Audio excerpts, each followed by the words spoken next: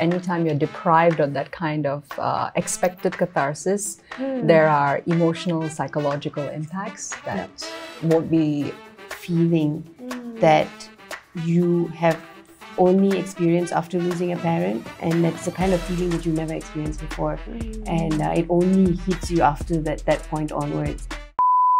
Hi everyone, I'm Apshi. I'm Tehmina. I'm Vasuki. And welcome to the Woke Up Show.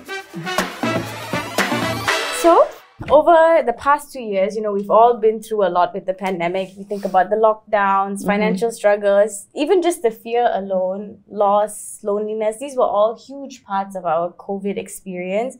And despite this fact, I found conversations around loss during COVID were few and far between. Like, I barely saw somebody really an article or a video or something where people were really talking about what was the experience of loss during COVID, because there was so much loss during that time.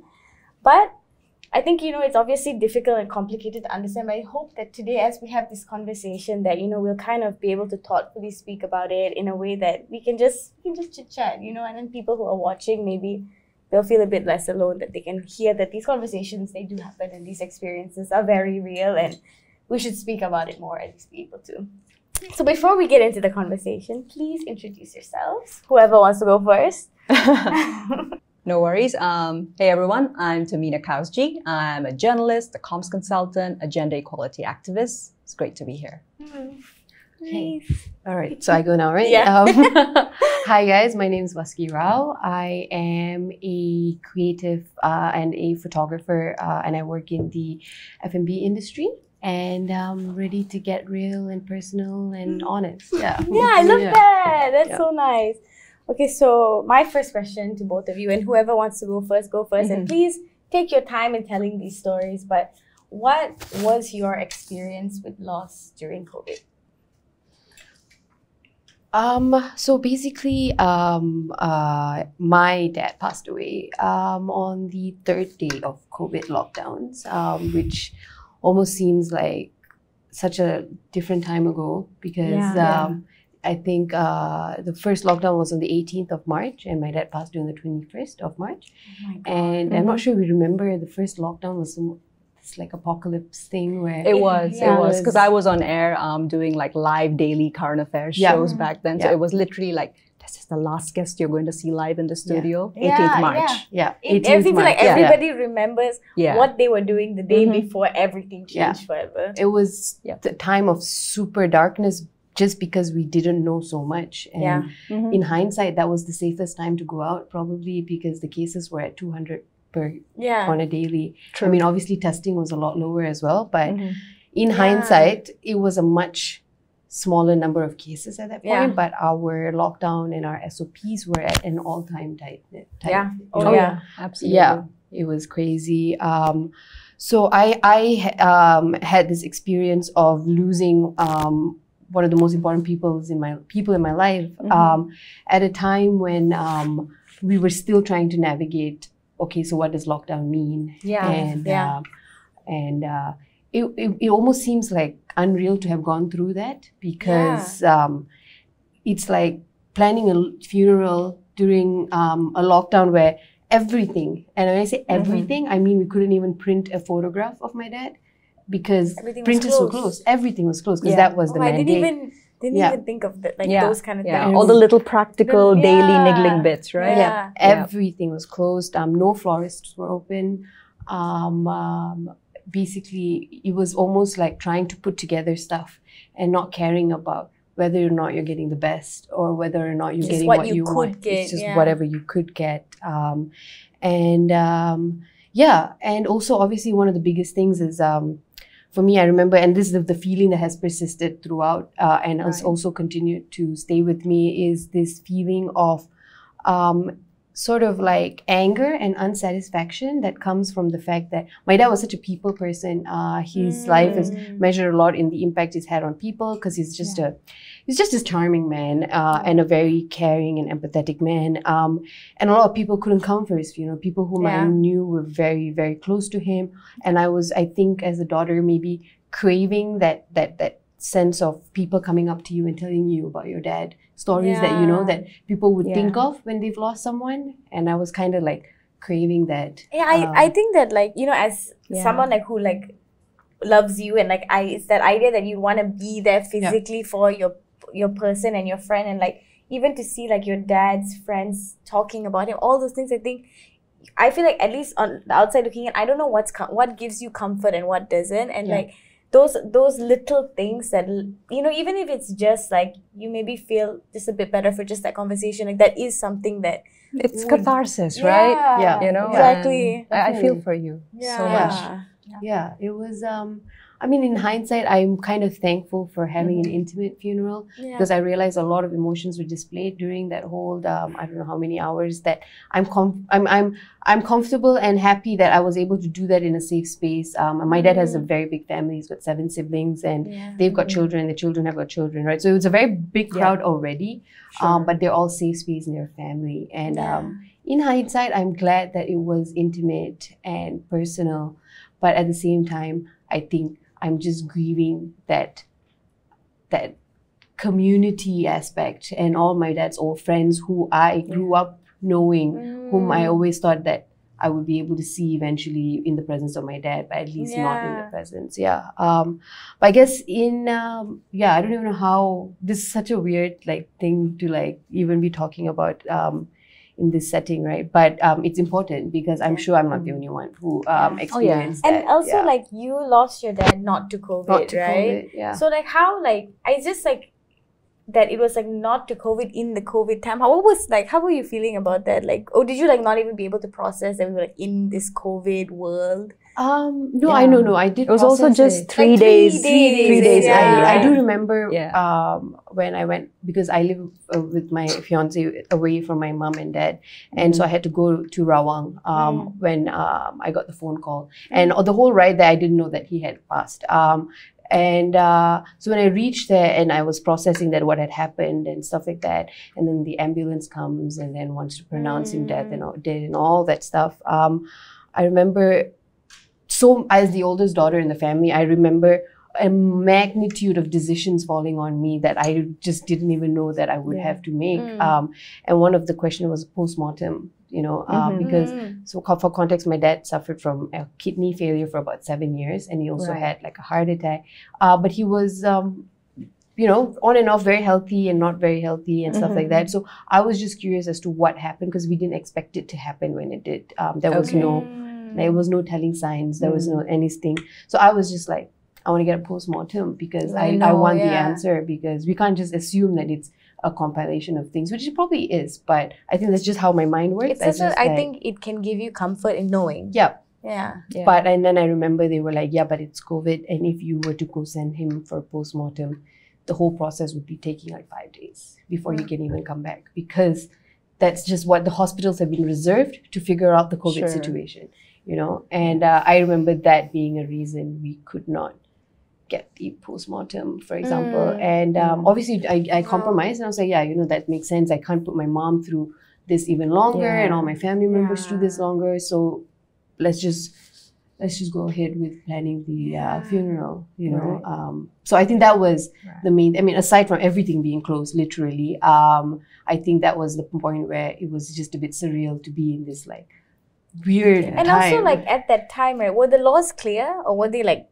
were you unsure of what to do? They were very clear in the sense where they said no crossing borders at all, right? I think just stay home. That was the only message, right? Yeah, but were they like, okay, if there's a funeral, did they like have no? Even I remember going to make the police report itself. I didn't go, but my uncle and uncles were telling me that the police was like, you guys have to do the funeral in the next 2-3 hours, and you cannot have anyone around, and the whole thing. And they were just compromising, and it was just like the police themselves didn't know what kinds of laws they had to implement, because I guess, I mean, you know how things work in our country. The minute something has been announced to when it's actually... to the people who are like enforcing it, like there's like a bit of like a little bit of a disconnect. Yeah, a disconnect, exactly. So a lot of it was just us, like for example, one of the simple things, we didn't get a tent because we knew that that would bring about attention, and at that point everyone was worried about being gathering. A gathering. I went to every neighbor in the Taman and personally told them that my dad had passed away and that there would be a funeral happening, and don't call the cops that there's a gathering. Just and so that you it's have not the context. COVID, etc. Yeah. So, and he didn't die of COVID. And and a lot of people didn't know if they could come. Like we stayed in Kuantan for 10 years, so we have some very important friends there. Like for example, they definitely couldn't come because it was crossing of states, multiple states. So it's so many of the little things that add up. Which is just kind of crazy to think that on top of planning a parent's funeral, you have to deal with all these things. But that just was the reality. And we just didn't know what we know now. Like now we know that we can self-test, we can do this, do that. We have all these ways to know how to move in a COVID world, and this. Like you're just readjusting to, I'm in lockdown, we're doing this, and then you have this big loss and everything. I know. And I just remember the night before, my fiance and I, we were drinking at home, and we were just like kind of living in that excitement of a lockdown. The first lockdown had novelty. You know, it was just it was just, I remember watching Muhyiddin's speech, and I just have this vivid memory of my fiance at the back of the kitchen counter, like dancing, and he was just like so excited. It was lockdown and just work like from home before you knew what it meant. Yeah, exactly. Before we knew what it meant. The naivety, and then I got the ugly side of the COVID just the day after, you know, and it was a bit of a slap in the face, and But so would you say that whole first lockdown was kind of just, everything was like kind of focused on the, you know, first of all, taking care of the funeral, and then after that, just like the grieving process with your family? I think not even the grieving process of myself, more like the grieving process with my family, because Hindus have a very traditional and long process of like bereavement.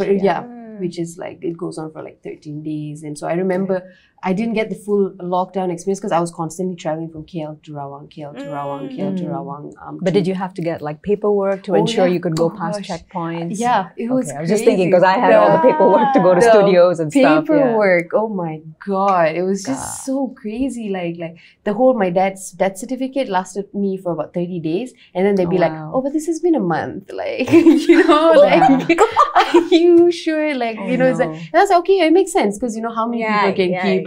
Then it was just a lot of going to the police station and explaining to them. And at that point, everything was subjective. It's like, you know, like there was no clear, like you just had to make your case, and if it was compelling enough, the police would like give you a letter. Wow. But that was. That's like. That's a lot, dude. Yeah, it was a lot. I mean, it was 2 years ago. Yeah, which is. I feel like that time, you know, even like we can say it's like 2 years, it feels like a lifetime ago, though, you know, that March 2020 where everything in the world changed. Like, right. It's like March 2022, 2 years on, right? Almost exactly 2 years. Almost exactly, Yeah. Oh my God, Yeah, wow. Yeah. What about you, Tehmina? Well, I would say one thing is that we don't talk about loss enough, and all of us have lost something, even if it's not a loss, a loved one during the pandemic. Just want to preface it with that. But I actually lost my mother to COVID almost exactly 7 months ago. Wow. So she passed away of COVID, stage 5, August 10th last year. This was during the whole Delta variant. This was during the height of, you know, August, cases at that point in time. And I think around August, we had already been in lockdown for almost 3-4 months, right? We had. The longest lockdown, And that was actually the first phase of the rollout of even the AZ vaccines. So people had just fresh off gotten their vaccines, but they were not yet fully protected. So of course, even though things were slightly less restricted, people weren't going out that much yet because you're not fully protected. And well, my mother, actually both my parents, they contracted COVID in sometime in July. Fortunately, my dad, though he contracted it, he was asymptomatic, but he'd been fully vaccinated. So he was just able to quarantine at home. He recovered. That was fine. Mom contracted COVID. It was literally... the same time? Yes, at the same time. And because she was symptomatic, she had also only received 1 dose. And because different age category from dad, and the rollouts are according to age category, right? So of course she was rushed to the hospital. She never came back home. So she was warded for, I think it was a little over 20 days. Oh, wow. And she also did actually have comorbidities. She had type 2 diabetes. So that combined with, not being fully vaccinated, she never quite improved. She was admitted with stage 2 COVID. It progressed over time, and they were based in Ampang, which was also like almost like the epicenter KL-wise, hotspot-wise. My siblings and I, we don't live with our parents. We live in separate homes. So yeah, it was tougher than tough. There was no visiting mom. Yeah, that's what I was going to ask. Did you visit at all? No, we couldn't visit at all. They weren't accepting any visitors at the hospital at that point in time. So everything was just, video calls as and when. But of course, as the situation progressed and her health deteriorated, she wasn't even able to take phone calls. So that was, of course, like panic central, right? Yeah. It's like then you kind of have to depend on, the excessively overworked doctors and nurses when they may be free and when somebody in the ward may, call on her behalf, and then you speak to them. So yeah, it was incredibly tough. And what I distinctly recall was that the night she passed on, we were actually really fortunate because just a little bit after she passed on, we received a video call from one of the nurses who had been in touch with us because she wanted to inform us. We thought that was immensely, empathetic of her. Yeah. But it also could have just been that, well, they had such a influx of patients that they needed to empty out the wards as soon as they possibly could. So we identified my mom, and that was that. Just video call. Just video call. Wow. And, because my dad is in fragile health, he's elderly as well. So at that point in time, it was also very late at night. It was like 1 a.m. or something like that. So he was asleep at home, quarantining, recovering. My siblings and I were on the video call. We received the news, sort of processed it, and immediately got in touch the next morning with funeral service providers, went to the hospital, claimed the body. And you can have like a normal funeral with the No, absolutely not. Even then, because at that point in time, only myself and my fiance, we'd had our 2 doses. So we sort of made the executive decision that, okay, we'll, mostly manage whatever the so-called active processes are of the funeral, because both my siblings hadn't been fully vaccinated yet. We still thought, okay, it's so risky, etc. So all the driving to the hospital, claiming everything. But we were only able to see, her body from behind the glass, just to double confirm and verify her identity. Because everyone is like literally in hazmat suits, right? Wow, that's so that was that's so difficult. It was, but I think when you're in that moment, you're just on autopilot. This is what I need to do, and you're just kind of like, this needs to be done, that needs to be done. But how were like the processes during that time? Like, when your mom was diagnosed, all of that, how did you feel? Do you feel like the system could have been better? I think the system was absolutely at bursting point.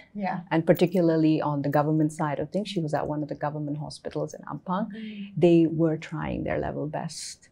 All the way from, when we would have food deliveries, etc., sent over. Of course, there was an expected extra waiting time, but it would actually get to her, things like that.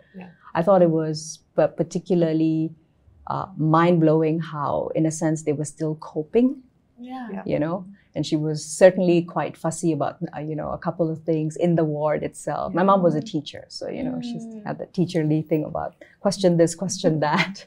So when we actually went to go and, pick up her belongings, they were like, oh, yes, teacher. It's like they remembered. So even in the midst of, the chaos inside the ward, and there's a lot of humanity. There's still so much humanity, and I think maybe that's what gets the doctors and nurses through. I think that's a loss for a lot of us who look from the outside, because all you hear is like, all these crazy stories, everything is so intense, everything is so bad, but to the people who have actually been in that. It's different. Exactly. And they'd actually turned the entire maternity ward into a COVID ward over there. So she was actually warded over there. I mean, what can I say? Within everything, there's always spots of almost like, you can almost say it was, yes, dark humor, but it was there. It was the manner in which our funeral service provider was so insistent that, you know, you need to get this specific robe. My mother was Buddhist, and, you know, this certain things, because we're half Malaysian Chinese and we're half Persian. So in a sense, there's always a loss of the cultural side of the mother's family. Yes, patriarchy, etc. Also, I was born in India and I was raised there partly before we migrated here. So in that sense, was not very aware of some of the Chinese funerary rites, at least from an organizing perspective. Which is a whole other ballpark. It's a whole. I mean, I have definitely attended, funerals of family you members. don't know what goes into the planning. So like, he was so helpful, and it was all just over WhatsApp. But he was like, you get this, you get that, you know, all the way from, do we get a Zoom funeral? Eventually, we actually didn't have one. They just had so many bodies coming in at that point in time that, you know, sometimes he would reply me like 3 days later and he'd not slept yet, you know. And And I can also empathize in a sense, because my grandfather died from COVID in August of last year as well, and it was such a peak. And but I was so surprised by the doctors in Sungai Buloh, which is the epicenter, I guess, for Selangor in a sense, right? Their the extent of kindness that they had and time that they allocated for you, because my grandfather he doesn't know how to use a phone, so we couldn't reach him directly, right? So we would mostly reach the doctors, and sometimes they wouldn't be able to speak, and then it was mostly me and my fiance and my sister calling to get all the information, and they would call back. And they would spend a good amount of time explaining everything to us and being sure, like, do you understand what I'm saying? And we'd be like, yeah, you know. And I just remember feeling this super emotional like gratitude towards them, because you can tell how tired they are from just going and seeing them outside the ICU to pass them some food or anything. It was just insane. I feel like these doctors they got us through the past few years. Yeah, literally. You know? And I think definitely loss has not been covered from their angle. Exactly. I mean, at least from a more international perspective, we definitely already have the stats rolling in of how, trigger warning, but suicides have escalated amongst healthcare service providers, doctors, nurses, especially because in the US, you also have the huge anti-vax movement. Yeah. So you're literally, most of the people you're attending to, especially during Delta, Omicron waves, are those who are unvaccinated, right? Yeah. So I have no idea what that does to you. How do you deal with that, mental,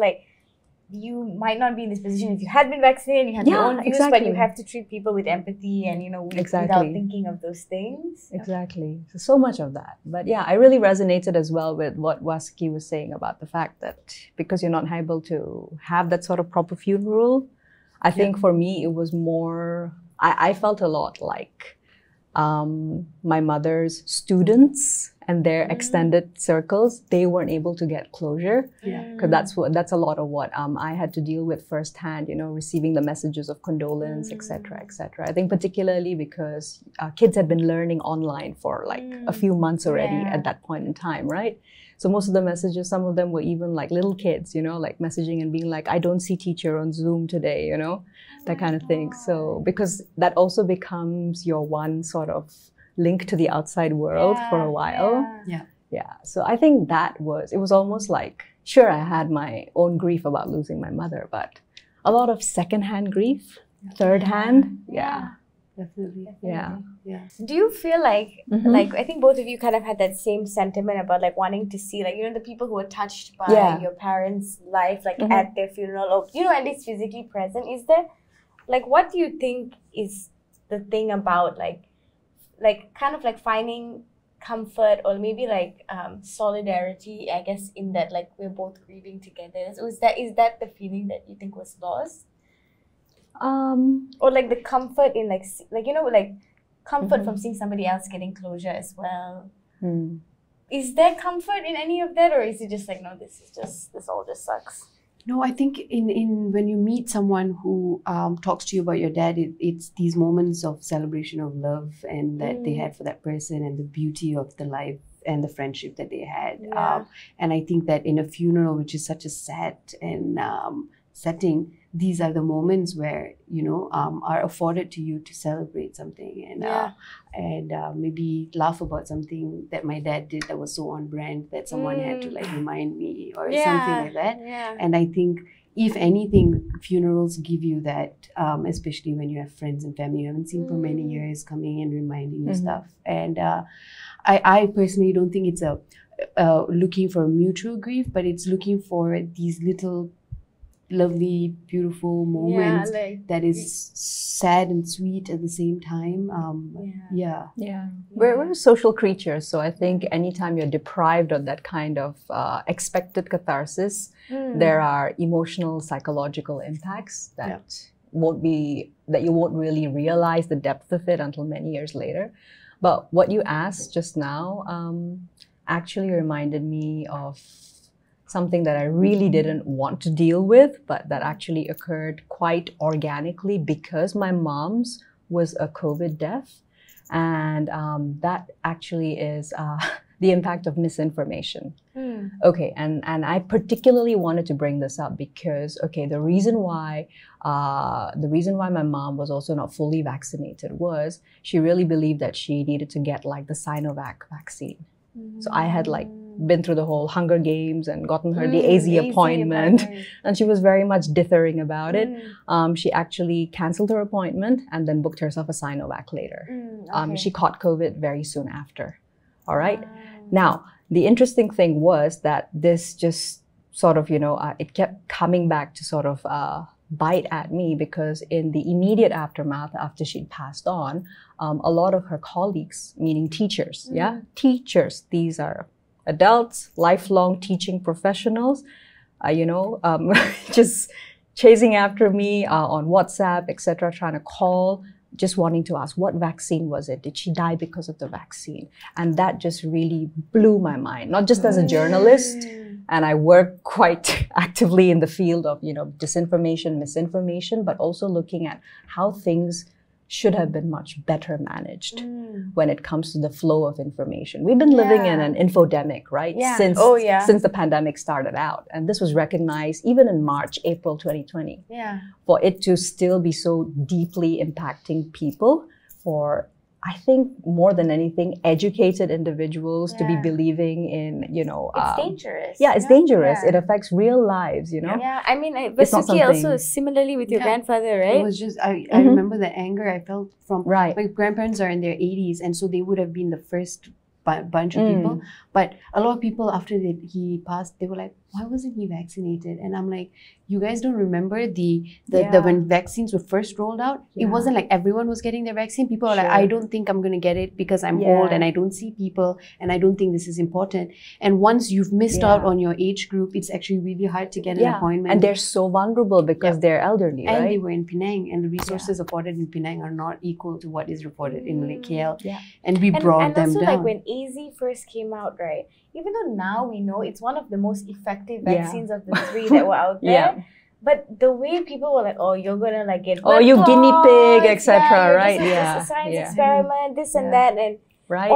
And I mean, I feel like every vaccine has had its moment in the sun of being the worst vaccine. So like everyone kind of went through it. Yeah, we did. But I think for those of us who are like more internet savvy, like we can discern like, okay, like this is opinion, this is like WhatsApp nonsense, this is like facts. Digital literacy, right? Media literacy. Exactly. I really think the Ministry of Comms and Multimedia should have done a much better job. Yeah. Because we do already know, and I've actually been covering the anti-vaxxer beat way pre-COVID, because we also have a fairly disturbingly large community in Malaysia, which are parents who do not believe in childhood vaccinations for their children. And this is, of course, pre-COVID, you know. And by and large, our data, our research, our stats actually proves time and again that these are upper middle class educated parents.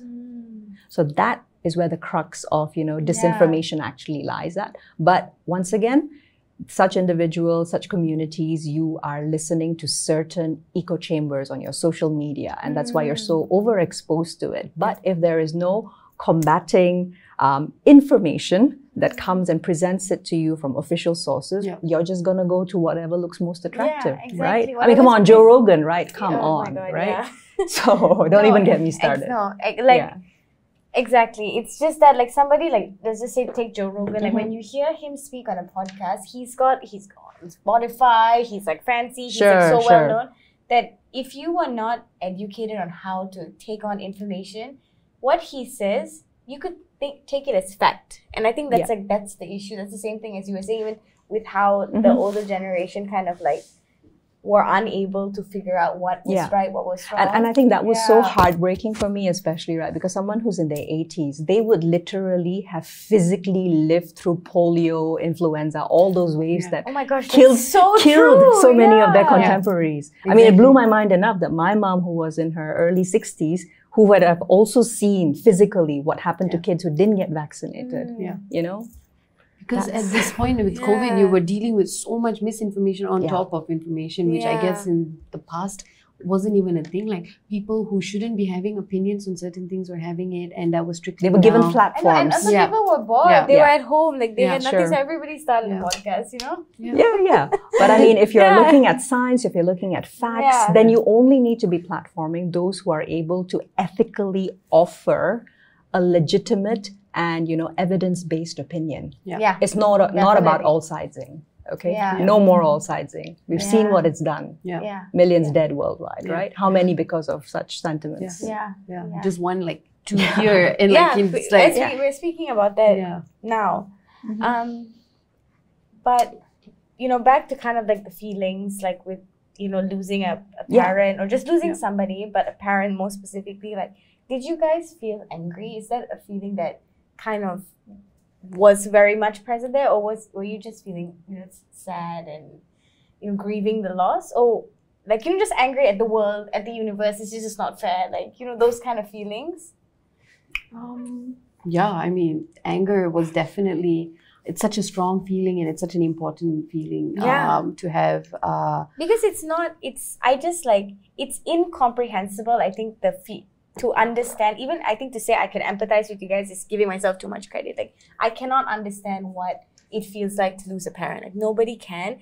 And I don't know where I was going with this now. Suddenly my brain just went blank. But in the sense that, like, that feeling that you felt and that anger, because it's this huge loss in your life. I can imagine that, especially with COVID, like, in the sense, and maybe if your mom had both her vaccines, you might not be in the situation. You just, I mean, we don't know. And even with your dad, to be surprised by that, you didn't know it was coming. It's like, you're shocked, and then the emotion, I think, would be so intense. I mean, a lot of it was autopilot for first. Like, it was just doing what was needed and expected, and understanding that my mother is an emotional person, and I need to, like, you know, be the stronger one and provide that support. And the anger came for me after, as I was thinking about it, and the anger of a lot of the anger was towards me in the beginning, towards yourself, towards myself, for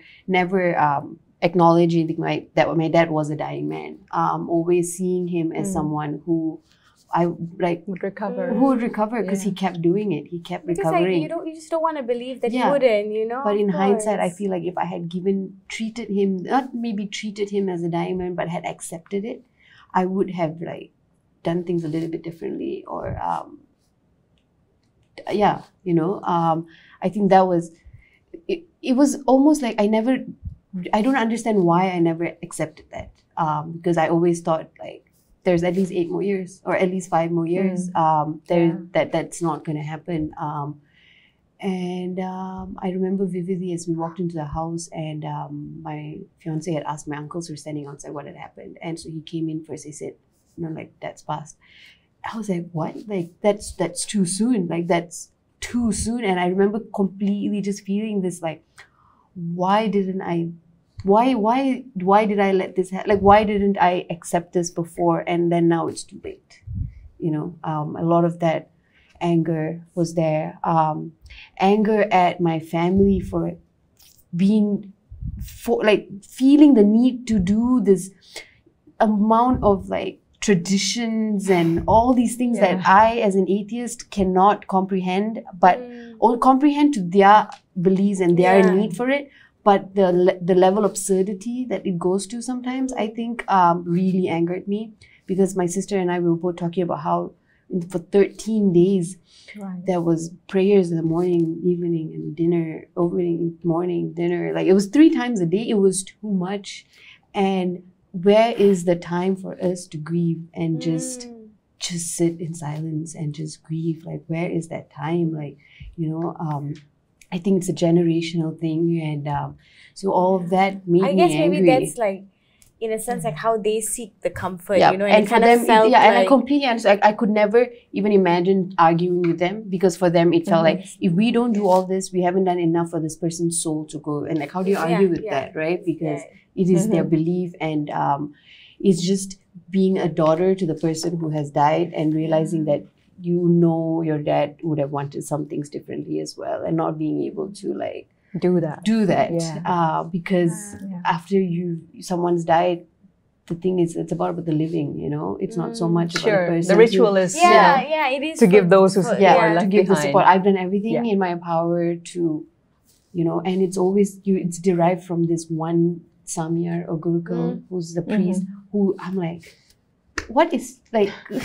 Are you sure you know what you're talking about? And it's you against everyone else who believes in this. And I mean, I don't know anything. And sometimes I feel like it is quite absurd and dark humor, like what you said, when you're just like something as simple as doing the joss stick. The joss stick, and you have to do it anti-clockwise. Yes, there's a certain doing, manner. And I would always forget and do it clockwise, and the Gurukul would just be, no, you need the anti-clockwise, and I was just like, I cannot believe, and that was all autopilot. I was just like, I cannot believe this is happening right now. You know what I mean? And it seems like, just do it, like, it's for your dad. But at that point, I remember feeling a lot of anger, because I just wanted to sit down. Because you just lost your dad. Exactly. You needed to sit in that, and you kind of.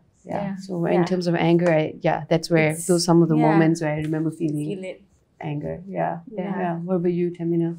Well, for me, when we got the news that my mom had contracted COVID, that was the pit of dread that had been sitting in my stomach from the beginning of the pandemic. From the beginning of the pandemic, I was so fearful. I mean, both my parents have their comorbidities, but my mom with her diabetes especially, so there was just a fear. It came true, but I would say actually a lot of my anger actually surfaced after she passed away. Now, this is also an issue which is of broader meaning to Malaysian women, and it is an issue of sexism and deeply entrenched gender discrimination. So I'm not sure how much Apshi and Vasuki know about Malaysia's unequal citizenship laws, but basically, in accordance with that, Malaysian women who have a non-Malaysian partner or husband and give birth to children overseas, you as a Malaysian woman do not have the right to pass on your citizenship to an overseas born child with a foreign partner. I happen to be an adult in that situation. So like I said, I was raised in India. I was born there. My father's from India, of Persian descent, and my mom and dad were settled in India, and my mom gave birth to me and my younger sister in India. So I am still not a Malaysian citizen. And what happened was, when my mom passed on, that was actually around the time when, because of pandemic-related circumstances of course, no crossing of international borders, as well as pandemic controls, visas. So many other families in the same scenario as us, but with little children under the age of 18, toddlers, So these Malaysian moms, they started a petition, and they've also actually sued the government of Malaysia. But the government of Malaysia, despite the High Court ruling in favor of this mothers group called Family Frontiers, the government of Malaysia is still appealing. That appeal is on the 23rd of March. just a couple of weeks from now. Oh, wow. And I had so much anger, I recall, after my mom passed, because it felt like such an unfinished chapter of her life. Being of her generation, she may not ever have had the language to, you know, intellectualize and express what it meant to be systemically and systematically discriminated against solely on the basis of your gender, to have to go through not just financial, but social and psychological pressures from literally all the way from paying, you know, 4 to 5 times for basic services for your children because you can't pass on your citizenship. So she was never able to see the end game for that. So in a sense, even though this has been my social reality since I migrated to Malaysia when I was 10, I think I more openly started to advocate and speak up about the issue because once the pandemic started, even before mom contracted COVID, etc., I saw so many of these moms, you know, like literally beseeching the government of Malaysia to come on. Why do you want to practice this sexism when it is crazy? Only 25 other countries, many of them in the Middle East and Africa, etc., practice such unequal citizenship laws. It absolutely blows the mind, you know? And I think a lot of my anger still resides within the fact that this is not only something which personally impacted my mom, but this discrimination is now intergenerational. The trauma persists. Women my age are mothers, and you know what I experienced growing up, one generation before, current generation, these kids, and if we are not able to change the legislation, the laws now, those girls will grow up eventually to not have the same rights as Malaysian men do. It's ridiculous. So wow, I never thought about like that side of it, you know, like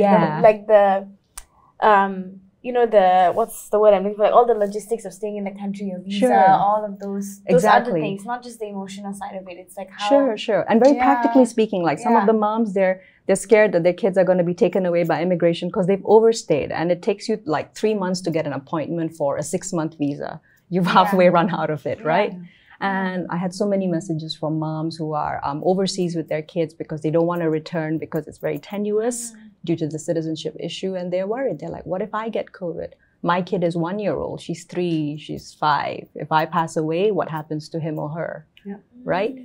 So these are real issues. And if anything, at least the pandemic ought to prove to the government of Malaysia beyond reason that not only is it, of course, gender discrimination, sexism, it is inhumane. Absolutely. Why do we do this to Malaysian women? Are Malaysian women second-class citizens? No, it's a preventive measure rooted in sexism, right? Absolutely. Absolutely. That's what absolutely. It is, exactly. So much to unpack there, but in a nutshell, that's one of the things I will never not be angry about until it is resolved. So at the very least, thousands of others, mothers and families are no longer impacted. Wow. I did not expect you to say that, but I'm glad you did because that is something to be angry about, you know? Yeah, absolutely. But were you like, I just kind of want to go back because you were talking about fear, right? And, you know, we shifted our world. The entire world shifted because we were scared to get COVID. Like, literally, we were in lockdowns. We created vaccines. We will put on masks. Everything was in the place because nobody wanted to get COVID. And so we were all so fearful, at least for me, especially during that lockdown that was in... July, when did it start? June or something, the longest one. That super long lockdown. The never-ending month. No longer the number of cases, it was more like vaccination population. At that point, you know, we were so scared. Even myself, I remember being so scared. Scared I'm going to get it, scared I'm going to give it to my parents, scared something's going to happen to my parents, and like experiencing that fear. Like, what was it like? Like, did you feel fearful, or did you kind of like were able to like intellectualize the situation? Okay, I know this is how it goes. Like, how did you deal with it? Because I feel like fear changed everything for us, and going through that, you know. And also, like, it wasn't just your mom who had COVID; it was also your dad. Yeah. I think for me personally, it was. I do well personally in situations of extreme duress. It could just be my personality. It could also be my job. Some people do really live well. Television, live events, etc. But I think I would, you know, be just scrupulous and even more OCD in general about personal hygiene. But I think it's also so important to remember that if we are able to protect ourselves, even though you're all vaccinated, etc., there's a lot of privilege that goes with being able to, for example, not take public transport at all. Yeah. You know, so that was something that would always play in my mind. But having to still go out for work, still do a certain proportion of face-to-face meetings, I think it's literally just doing what you can as an individual, despite the fact that sometimes the system feels like it's crumbling around yourself. I'm not sure how you get out of that existential mold of, you're literally that dog. No, with everything's on fire. It's fine, you know? Yeah. And I think I've been in that mode for the past 2 years. And which is why, like, when you go back home at the end of the day or a long week, you're like, but you also have to wait a couple of days, keep testing and be sure that you're not positive, right? So but human beings, I don't know, we're just capable of an amazing amount of dexterity when it comes to how we function. And I think, like, what both of you said, like, it's kind of like after they pass, like, being on autopilot, but in this sense, like, being kind of, okay, they have COVID, what do we do now? What is the steps? Kind of just like getting into that, like, we're going to fight now, we're going to do what we can to. Yeah. But were you, like, I don't know, at least for me, like, I think when I was thinking about it, it's like, I would have been so scared. Were you really scared? No, I wasn't scared. I was fearful that one of the obviously possible outcomes was that she would pass on. But I was actually more afraid for what about my father? Because then he's left without his life partner. He's elderly, etc., you know? And also, what if she also survives COVID? There is long COVID. There are those who absolutely become completely disabled after that. Would she be able to do things she loves? Would she be able to go out and hike, you know, teach properly, etc.? All these things that, you know, made up her life. So those things formed more of my concern rather than the paralyzing fear of COVID itself. But I think that's where your mind kind of automatically goes to, so that in a sense you don't become overwhelmed. But I think that assurance also kind of came from knowing that doctors were doing everything that they could within their means. I think that's a great comfort. And we know that, like, at least in Malaysia, we know our healthcare system is good, and we know that the doctors are, like, trying. I mean, God bless them and how hard they work and how much they tried during these past 2 years. Absolutely. Absolutely.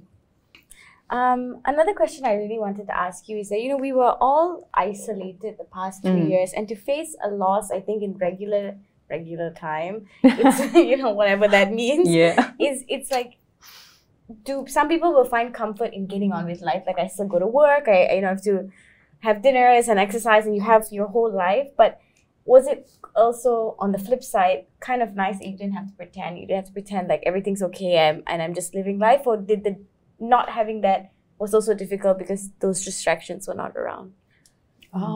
Yeah, I mean, that's a good question, because I've thought about it a lot, and I realized that, which is what a lot of the realizations and the epiphanies or the stuff I've thought about since my dad has passed is that there is no this or that is better. And with the whole being in lockdown and going through this, it was hard because we just couldn't move on with our lives, because it was the beginning of COVID. And then, I mean, you didn't know that then 2 years on, it was going to go on. And I think I just wanted my mom's life to be able to go back to some semblance of normalcy. I wanted to be able to go and just visit my mom without having to fake a letter, or I didn't fake a letter, by the way, but like just get a letter, you know, just putting it out there. But then after, now that when I think about how busy life is, not being in a lockdown, I'm so grateful for not having to see anyone and being at home, in my own home, with only my partner. And so much of the processing happened in the days of the lockdown. So much of the stopping and just, you know, I mean, the time that you save just from like not going to the office to work is immense. And I think a lot of that time was afforded to feeling and stuff like that. You know, it both sucked and didn't at the same time, because it really did suck that we could not helped my mom, for example, bounce back quickly in a lot of ways, because the world wasn't ready for anything. Like just as something as simple as figuring out the bank situations took us so long, because every government, this one just was like not taking appointments, like, you know, everything. So something that could have been easily solved during normal times took us almost a year and a half to just figure out and stuff like that, and which was annoying. But I really am thankful for the pause and which when it was happening, I didn't realize. But now in hindsight, I think that it was nice to not have to put up a facade in front of people or go to work in person and put up a facade yet for so long, and having that time to just... It's almost like you had no choice but to be confronted with all your emotions and just process. Yeah. I mean, I think you probably could have just pretended it wasn't happening, but it's a little bit harder when... You know, like you said, there's no office. There's none of that. And knowing what you know now as an adult and as someone who's just, you know, constantly just trying to connect with your inner spirit, is that no good comes from not facing anything at that point. Or like if you don't look at the pain, like one day you're going to be forced to look at it. Like there's almost no choice. And I was trying to do it in the lockdown as I had that time and that space to not have to do it in front of other people. And so that is how I felt about the... It's both. It's both. Yeah. What about for you, Tehmina? It was a little different for me from Vasuki's experience, Abshi, because given the nature of my work, even though we were still working primarily virtually and online, I still in that sense had to be present for being on camera, actually, whether it was, you know, meetings I was attending in my personal capacity for my consultancy, or whether it was also literally a panel discussion that I'm moderating, right? But I think for me, it was about finding some patches of time whereby I could still just sit still with myself. Not that I was running away from my grief, but I feel that also having work kept me afloat. Because my work is something which I deeply, deeply value, appreciate, and I'm so passionate about. But it also helped to give me that anchoring structure in a time where I think if just left to my own devices, I would probably have not known how to process anything. Because I also, it's just me and my fiance, you know, it's like my siblings don't live with me, my father doesn't live with me either. So it would have been quite a disjuncted sort of scenario. And I do crave structure. So having the structure of my daily routine, of our daily routine at home together, in addition to, you know, working out, doing your work. And it hit me like maybe about a month or two after, because I think a friend had asked me, they were like, how are you okay? You know, it's like you smile on camera or etc. when you're at work. And I actually remembered why, because every single time, especially during the pandemic, because we couldn't meet our parents that often, we wanted to keep them safe, people weren't vaccinated.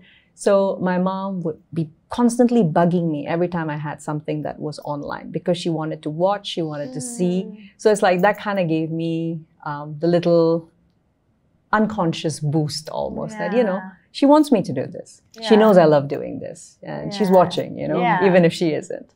So yeah, I think that kind of got me through. I literally hit the ground running, didn't really take a break per se. And 2021 actually turned out to be one of the busiest years, even though it was still a lot of virtual work. But I do think my work actually helped heal me. Yeah. That's beautiful, you know. I think everybody's process is different. And, sure. But you know, some people like the diving into work is exactly what you need. And for some people, like just being alone and thinking and grieving, that's also what they need. Yeah. How did your support system like play a role in this time for you? I mean, it was kind of everything. I mean, the support system, for me, my biggest support system was my fiance, because, I mean, he lost his dad when he was 12 years old. And it was having this, it's almost like an understanding. Like he gets it. He gets it to a level that I didn't even know that I needed until my dad had passed on. I think that was like my biggest like support system. And it wasn't even like us talking about it all the time, but it was just me letting out a sigh and 2 sentences or 2 words, and him knowing exactly what that feels. And also comes from him knowing and having loved my dad as well. And which is something I was always very grateful for. And support system came from so many angles, you know, some of my best friends from the States, some of my girlfriends in Malaysia, my sister, and it just came in ways that you would expect it and not expect it as well, you know. But I would say my strongest support system was definitely my fiance, and sometimes I feel like I was able to process it in a healthy way because of him as well, because he just is someone who's so good with words, and because he's experienced it. I don't think like speaking to anybody who hadn't experienced it that they can get it.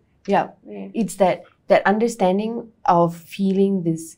For me, the way I describe it is this sweet and sad feeling that you have only experienced after losing a parent, and that's the kind of feeling that you never experienced before, and it only hits you after that point onwards. And I think that is something when someone else understands it, and I feel like I found this newfound, like the moment someone talks about having lost a parent and we talk together, it's not even like a, you know, like it's like a camaraderie. It's not like, oh, we went to the same uni. It's not. It's like very deep. It's a very silent yet beautiful yet sad feeling that I think having Ashton be there and having understood that will make all the difference for me personally.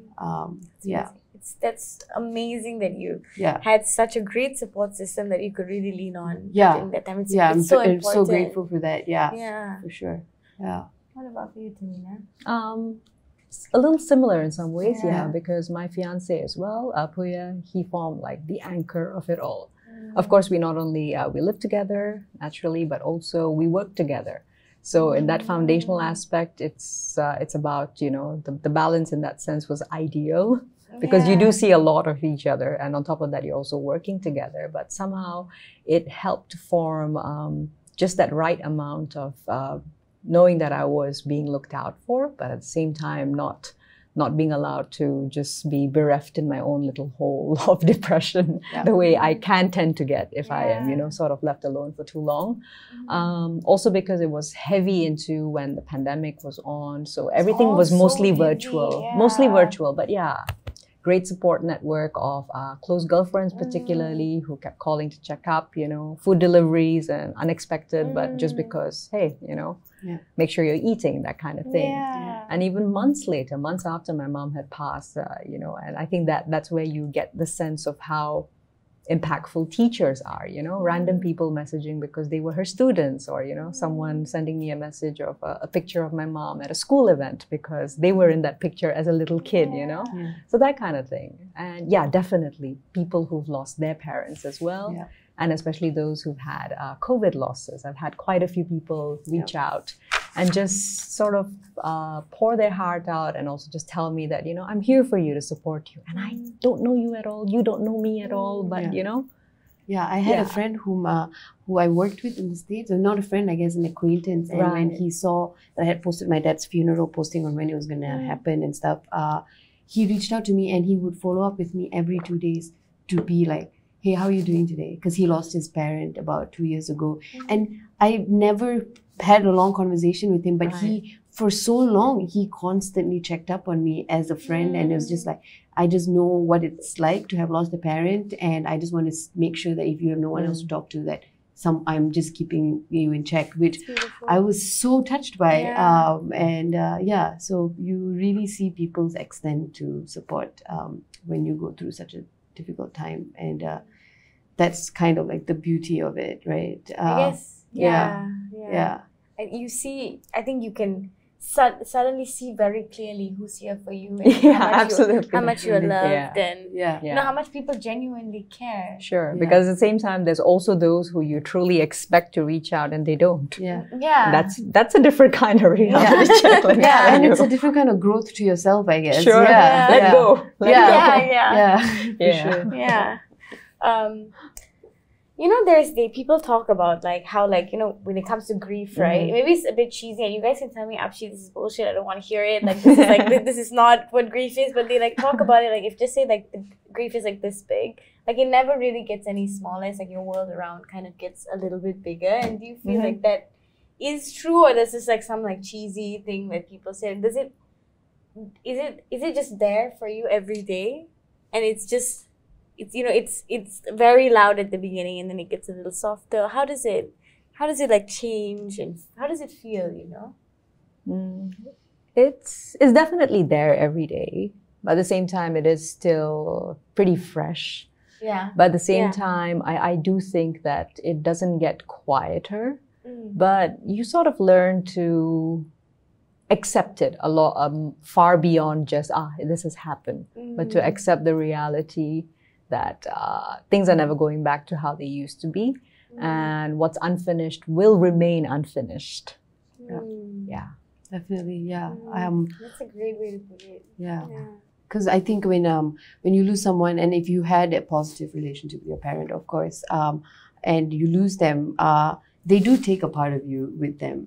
You know, a small, tiny part, and I'm glad that happened. You know, that I was like close enough to my dad that I felt like a certain part of me like go with him. And the grief, I don't think it gets any easier. I think about it now and I feel a little bit better than I did back then. But I think the investigations I've done with death and the idea of dying and all of that has helped me understand it in a different light and see it more as a... It's like it doesn't get like smaller or softer or anything. It's just you learn how to look at it. Yeah, you learn how to look at it. Yeah, I think after my dad died, I was gravitating towards lots of literature and just like content that talked about loss and death in a non-religious way, and it really helped. It helped introduce a new perspective towards my life and death as well, and everyone around it. And I like feel like. That's how I've been managing the grief, even though it hasn't gotten smaller, is just introducing new perspectives that grief has made me want to include into my life. Because before that... Because it is a part of your life now. It is, and it's an immense amount of love that has nowhere to go in a sense. That's and what it it's is.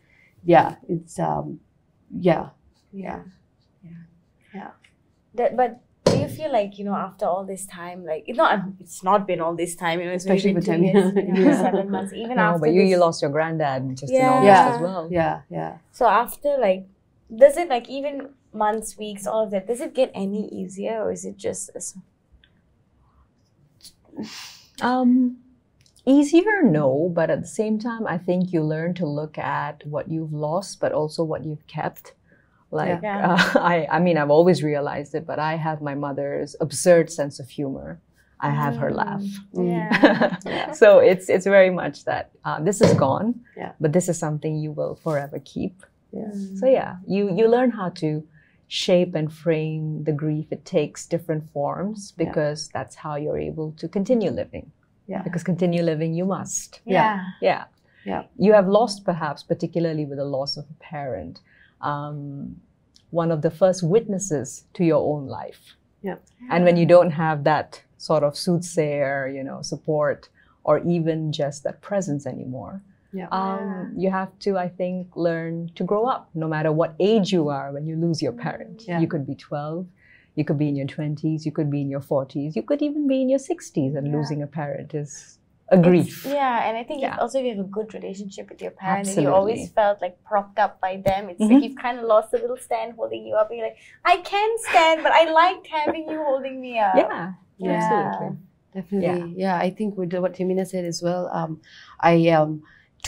almost 2 years in, I've constantly in the last maybe 6 months been realizing parts of my dad that is suddenly so apparent in me. And I think I've just sort of like, when I realize it, I'm like holding on to it, because like, my dad had this ability to speak his mind and not give a fuck about what other people thought. And obviously sometimes he did it rudely, and I tried to do it with kindness. not all the time, I can do kind of, but I think that confidence where I'm like, my dad always spoke his mind when he knew that he had something worth saying. And I think like I see myself doing that a lot more, and that confidence that it has given me, because I feel like as I lost my dad, my family lost my dad, I found myself picking up some of the things that worked as a human being for him and keeping that in me, and that's given me a sense of confidence that I think I didn't have before he passed. And I think that, so those things help you deal with, like what you said, grief takes different forms. And this is that form I'm in right now, and I don't know what it's going to feel like in a year or 2 years, but it'll definitely be there. And completely. I have one last question. And so, like, you know how, the past 2 years we've been living in COVID, right? And so there was the life pre-COVID, and there's this life now which we're transitioning into post-COVID endemic world. And then we had this 2 years. Yeah. And so for people who didn't lose anything, like, you come back into this world, everything looks the same. Everything kind of feels the same, not quite. I feel the same, not quite. But it's all kind of the same. There's nothing, like, it's almost like a fever dream or like a nightmare, you know, the past years, and suddenly we're back here. But going through all of that, you know, the COVID, lockdown, everything changing, and now everything coming back, but this time coming back without an important piece of your life, like, how does it feel to kind of be, like, re-entering this post-COVID world? Most definitely, there is an emptiness, because you're missing that one person per se. Yeah. And I think when you lose a person over just a scenario of a life, such as pretty much every one of us has, you know, but be it with work, be it with other issues in society. So it's a lot more tangible. But I think it's always about, you know, being a little more introspective and thinking, so what am I going to fill this with? And I think that's the question that's going to be what I spend my time answering. In this new reality. I think especially, you know, I've started this new job that consumes basically my whole life at the moment. And I always think about how, because my dad was the person who worked in the family, and my mom, she never worked after getting married. My dad, she was very traditional in that sense. And sometimes I have these work things that I feel like I've lost my dad to have been able to speak about it too. Whom I think, if you think about it, either your mom or your dad is going to understand how you feel probably more than anyone else ever would, because they grew you up. Yeah, you know, they and saw you, I just truly believe that that there is generational emotions that is passed down through your dad and your mom, and I'm so sure that he would be able to understand some of the core feelings that no one else in the world would be able to understand that.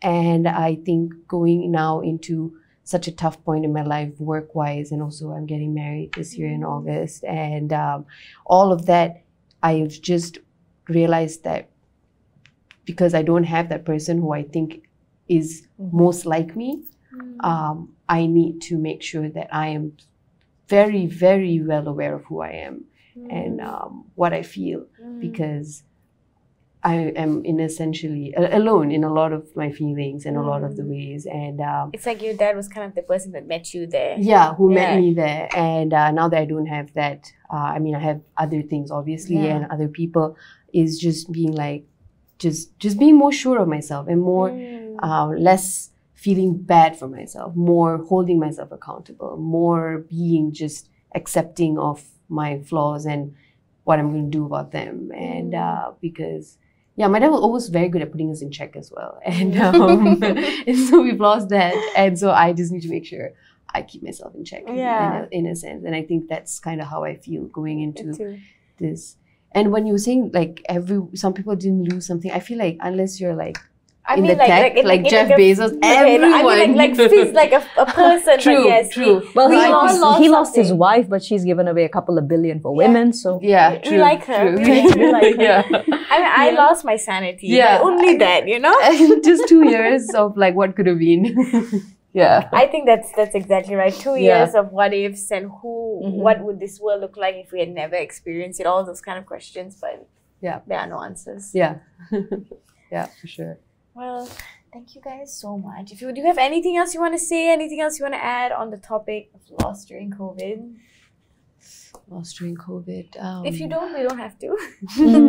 I think overall that we have yet to even touch the surface of what's been lost during COVID. Yeah. And I mean this more as a collective human experience rather than just as an individual who suffered something personal. And the sooner we reckon with it, not just as societies, but as systems, as political blocs, as economic identities, the better we'll be able to get to where we need to be. Because everybody kept talking about, especially in the first part of the pandemic, the Great Reset, the this, the that, mental health. What have corporations, what have organizations, what have systems tangibly done to ensure that they are walking the talk? Yeah, 100%. Nothing, zilch. And this is going to come back to bite us if we don't deal with it now. Because I've seen on Twitter a lot that like people were saying that like we have learned so much in 2 years, yet we have learned nothing because nothing is really changing. Everybody wants to go back. And I also crave that, the March 17th, that day, I crave that day and that feeling. But I also am aware that this happened because what we were doing wasn't sustainable. The way we were exactly. Our food systems weren't sustainable, which is why something like a pandemic that goes back to zoonotic animals, was created in the first place. So there's so much that is flawed, but we should have taken the opportunity, but it's still never too late. And as long as we keep those checks and balances, and that depends a lot on young people as well, because you've got the most to lose, right? Yeah, definitely. I'm nothing much to say so much about COVID that I think we have lost during COVID. I think I just wanted to say that when you've experienced loss in so close to you, you just realize how silly some of the things that you obsess over in life are.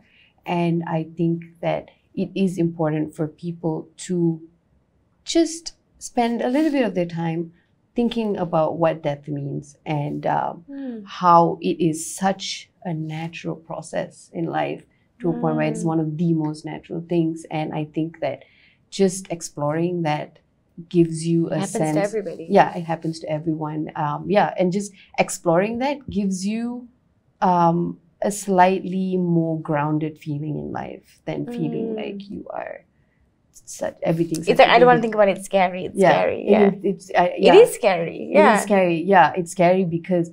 But at the same time, it is so natural that we can't, just don't go your whole life not thinking about it until you lose it. Or lose someone. Until you face it, Until you face it, because I think it really can help you be the strong person that people can like rely on.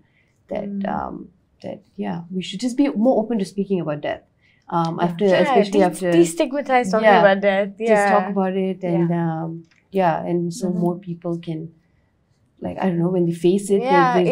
We've talked about it, so it does. I don't think it'll make it easier, but I think you'll just, okay, I've talked about this. I kind of know what to expect, what I might feel, what I might not feel, and it's not like, it doesn't hit you and you're just like a deer in headlights sort of situation. Yeah, definitely. It can be the great unknown, but not how you feel about it. Yeah. You can define that, right? Exactly. Yeah.